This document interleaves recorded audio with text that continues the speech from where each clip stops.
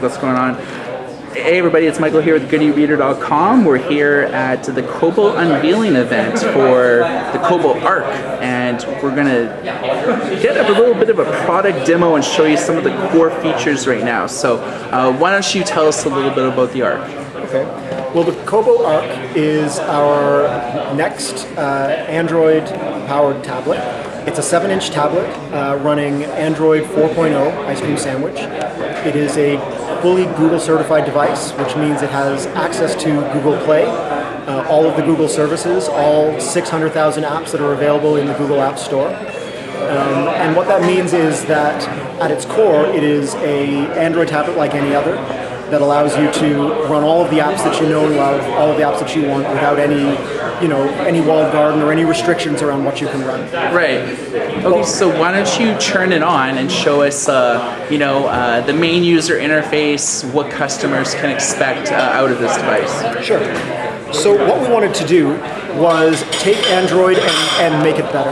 And what we knew about all other tablet experiences was that these tablet experiences force people to sort of organize their content based on apps, and they force people to dive into apps and interact with the technology of apps in order to get to the content that they're really interested in. So things like, and what we wanted to do was take that content and bring it out of the apps and provide a way for people to organize it in ways that made sense to them.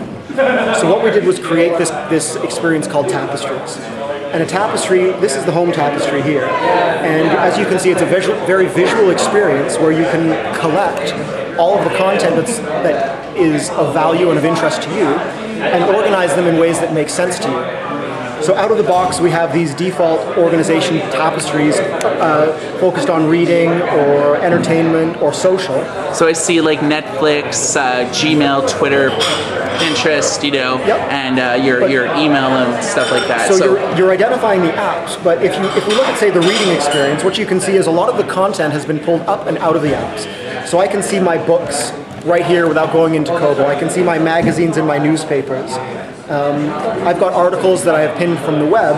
All of this is available, all of this content that I'm currently reading is available and organized in the reading tapestry, rather than being sort of hidden and buried in the various apps that might support. Right, exactly. So how do users go about adding certain things to Tapestry?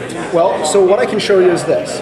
One of the things we knew, being a reading-focused company, is that a lot of reading happens on the web. So what we did was brought our expertise in creating great reading experiences to the web. So if I go to if I go to BBC and load this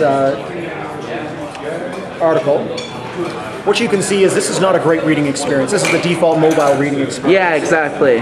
But if I click here, what I can get is Kobo's signature and very, very focused reading experience, distraction-free, ad-free reading experience right on this article. It's even better than the mobile site. It just pretty well gives you the text condensed. Yeah, absolutely, distraction-free, using fonts that have been specifically customized and tuned for this device. So people that love RSS feeds or tech blogs, but on a mobile connection, it's hard to load all those graphics. You go to a Goody Reader, or if you go to a CNET, there's videos that load and pictures that load. You just want to read the text. So with this, you can just add it to your Tapestry and just have the text with all the other website distractions. So it's just focused on reading here. And speaking of adding to Tapestry, I can just click on this pin button down here.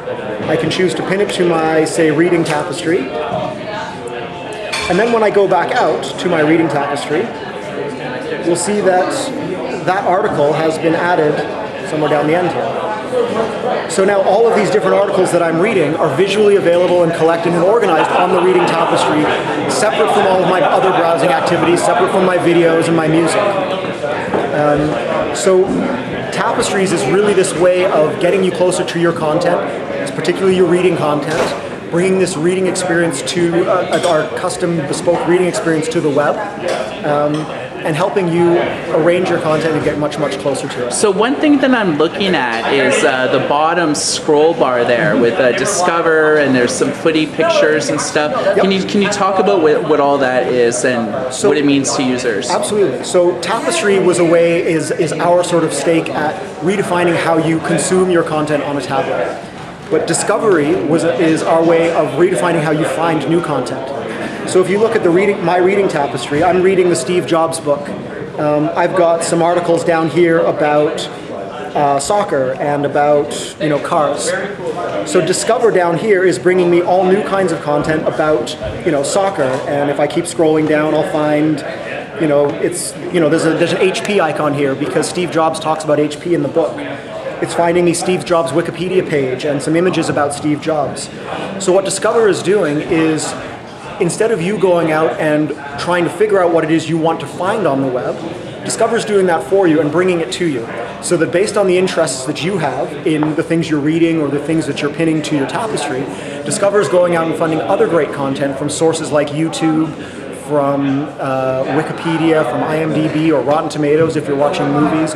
All of the great sources on the web, it's going and finding them, looking at your interests and bringing that content to you so that you don't even have to know what you're interested in before with that, you don't have to go out and search for it to find new stuff that you want to find and consume on this tablet. That seems very innovative, and I think that that's going to be a key selling feature, and I know a lot of people who read our website are going to be very stoked about it. One thing that I can't help but notice is you actually have front-facing speakers, and this is something that I review a lot of e-readers and a lot of devices. Everybody puts speakers on the back or on the sides, and everybody's guilty of that.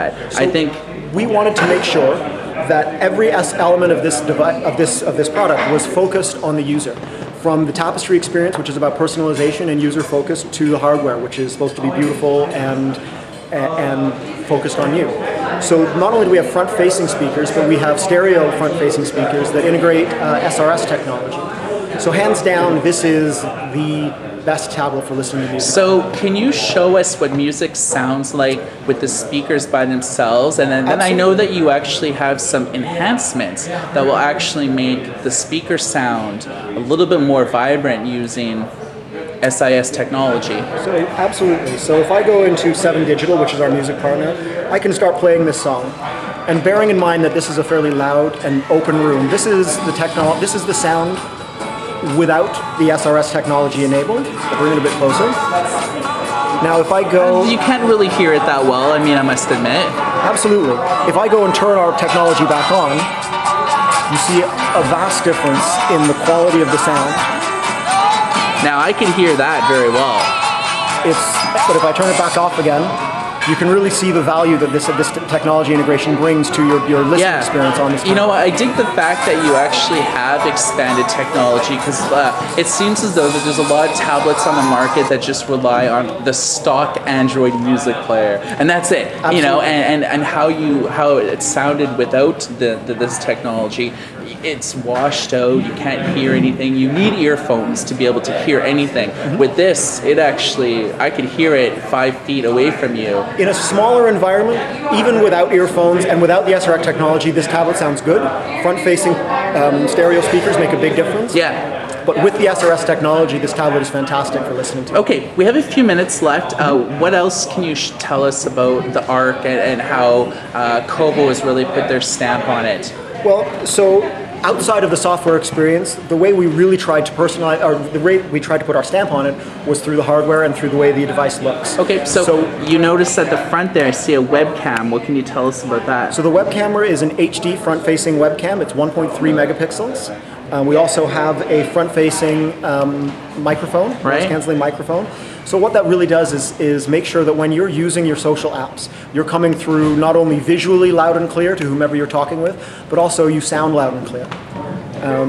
The device is also very personalizable. So if we flip it over, on the back we have our signature Kobo quilt, but this back is removable, and the device will be available. You'll be able to purchase a multitude of different colored backs so that you can personalize this device in any way you like. And that's something that's very distinctive to your company, to be able to allow you to swap the color backs instead of having to buy a red Arc, blue Arc. I can buy an Arc and then buy 5 or 6 different cover art. You know, so the wife or the girlfriend could put on a pink one and take it to work. But when I go to work, I don't necessarily want to. You know, I can put something a little bit more debonair. Absolutely. So the Arc is available in white and black. Okay. And all the different color backs will snap onto any of the different colorways, either of the two colorways. Now there's two different models in terms of memory sizes. That's right. So there is. So both models are 1.5 gigahertz dual core processor with a 1280 by 800 screen.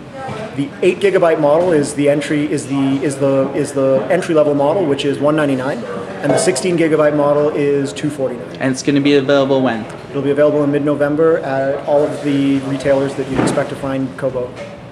Okay guys, you just heard it from the source, and we've given you a strong preview of the Kobo Arc, and it'll be available within a few months, so stay tuned for further developments from goodereader.com.